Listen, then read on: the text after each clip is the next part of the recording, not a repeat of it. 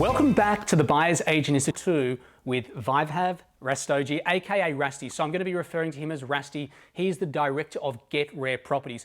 We did an episode last year in 2020 in case you missed it, so I'd visit that first before you tune into today.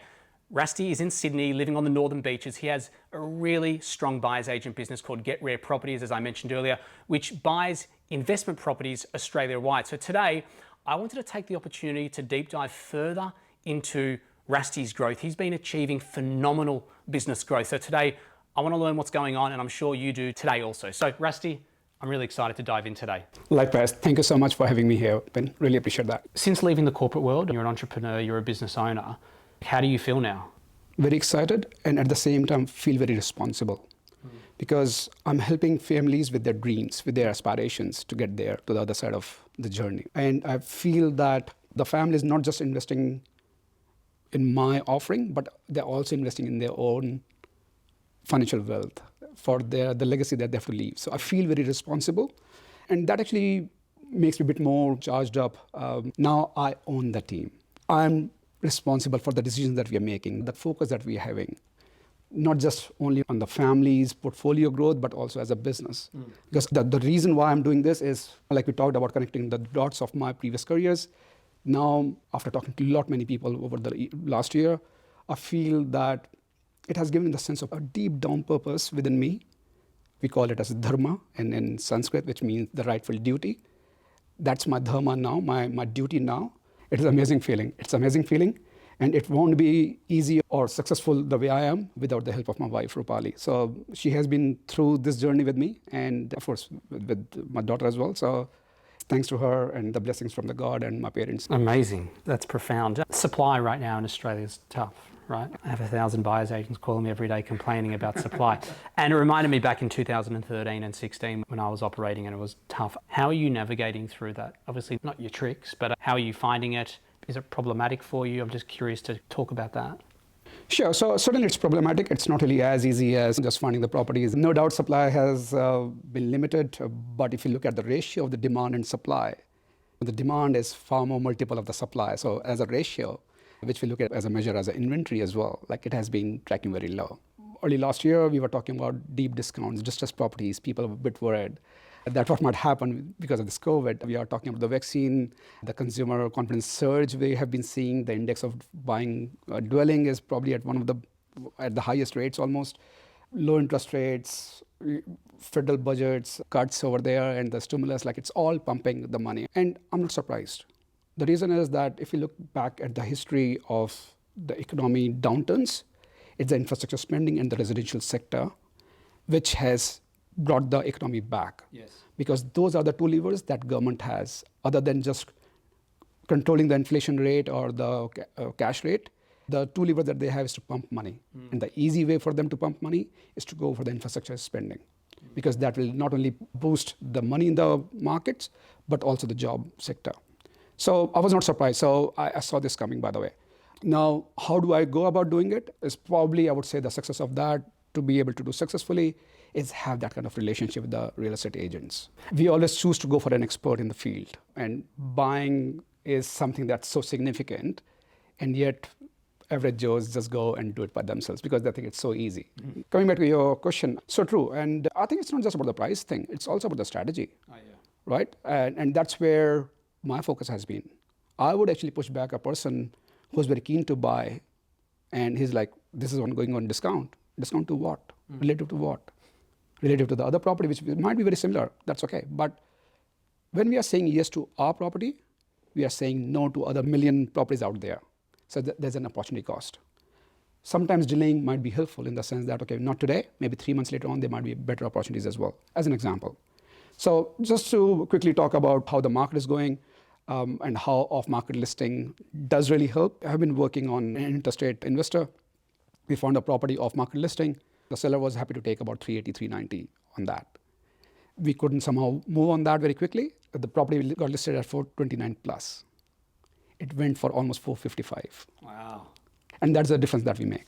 We could have bought that at 385, 390, or even 400 as an example, including my fees and everything. 400 versus 455. Correct, but that's why I also think you shouldn't be price shopping, you should be quality shopping. Find the best buyer's agent And if it comes at a higher cost, great, or whatever the situation is. This is a market where I believe it's very difficult to buy. Yep. It's super competitive. You mentioned earlier, real estate agents, relationships are critical. And so if you don't have them, you've got to accept that, acknowledge that. That's right. And outsource to an expert, and the best expert. I will also add that even if an individual, average Joe, might have a relationship with the selling agent, the challenge is that selling agent is doing his job. And due respect to him, that he is doing a job for the vendor. And his job is not only to sell the property, but also to get the maximum best price possible. The relationship, when it is just a transaction based, because how many times the average Joe will buy from the same agent in the same area? Very rare. Very rare, right? So agent understands that. And moreover, they appreciate it all the time. They're bound by the ethics or the profession. Correct. Because he's paid for that job. So emotional Joe, who has been spending 3-4 months understanding what the market is looking for, what he can afford, and what the mortgage broker is saying, how much he can borrow. Joe typically just go and find out what he can afford and what his means. His frustration, what his family is saying, what kids are shouting up for, no more Saturday viewings. Yes. Plus, instead of going and spending time on the soccer field with his son or netball court with his daughter, he's doing all this time with the real estate agents, jumping on the real estate websites. Now, what does happen? The frustration creeps in very quickly. 3-4 months, you can't really just go by that. Now, average Joe might get frustrated. Okay, this house, I like it because it fits into my criteria. Price point doesn't matter now, right? He might have gone a bit more emotional than what he should have been. Now he tends to overpay. Whereas buyer's agents, the whole industry, we go by serving the buyers. And the job is not only to get the right property, but also at the right price. Not necessarily the biggest deep discount, because the emphasis, at least in what I do, has to be the right strategy, right location, then the right property. Of course, when we are doing the right thing by the client, it will come also as the right price as well. There's the probability of you as a buyer's agent getting a better result than a buyer is a lot better. And I don't think buyers can risk in this marketplace, as you were saying, because they know an agent from the coffee store or they sold through that agent 6 months ago. They actually forget, which I learned over a long time, that the real estate agent doesn't work for you. They work against you, and they're like a tiger. When you walk into their property, you don't realize, or the buyer doesn't realize, that they're masters of body language. You don't even need to speak. When you walk into the property, they're going to know that you like it. By the questions you ask, they're going to know you like it. And then when you go to negotiate to buy it, they're going to screw you. And that's what they do. And they're excellent at doing that. And that's why some of them are so good at what they do. So true. And due respect to them, that they're doing a great job. And the other thing I should also say is that it's probably an average statement to say the industry is like that. Yes. When we are dealing with the real person on the door, on the negotiation side, we are talking with the best in that area, in that agency. So it's basically average Joe versus the expert in that field of selling it. So that's where the playing field is not leveled. It's just not the negotiation. His job is to sell the stock that he has, 3 or 4 properties, or maybe whatever. But as a buyer, we have a choice to make among 15,000 suburbs. So how do we go about strategically thinking about what budget, what type, how is the ideal property looking like that fits in my whole portfolio journey? Again, I would probably bring the discussion again that it's about portfolio. It's not about individual property. Yeah, long-term. It's long-term thinking, planning, Yeah. and you're there to execute on that plan from what you're sharing. You're getting the full turnkey. Like, you're coming in, you're getting the plan, you're getting the strategy, and then you are going and executing on that for them, correct? Actually, only the thing is that I'm doing it multiple times with them. Yeah. So yes, you're right, but only that I'll do it multiple times. Yeah.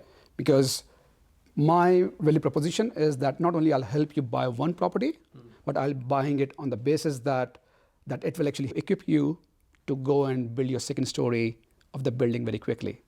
And if you think about it, it actually works both ways. Our interests are aligned. Not only as a family want to build that portfolio, as a business we would be very happy to build for the family. So our interests are aligned, and we go on that journey together. I love it. We're going to wrap up very soon. Where can people find you? Would you prefer they dive into your education, or would you think they visit your website? Sure. So the website is www.getrare.com.au. So it's an acronym, by the way, GetRare. It's actually Get Rich and Retire Early. So all the information is over there. The workshop is free of charge, by the way. As of now, because of the COVID, it has been delivered online. I'm hoping that these restrictions, when they are over, I would be doing it in the boardroom to get people in the room and share my journey. So I'm very much on LinkedIn, Facebook, and I do write articles. Perfect. Thank you. I appreciate it. Awesome to chat again for round 2. Hopefully there's a round 3. For everyone listening, Rasti's is more than one book of knowledge. I'd highly recommend checking out his workshop. See you next time.